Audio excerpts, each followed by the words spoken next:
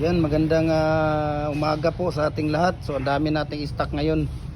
So kung nandito nakikita ninyo ang bar natin, tapos yung L, ayan, makikita ninyo ang dami na nating stock.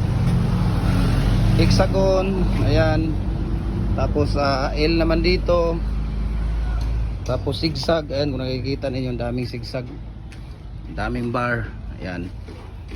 So zigzag na naman dito. Dito ang bar, kahapon yung hexagon dito ginawa kahapon, ayan. Ang dami nating hexagon dito.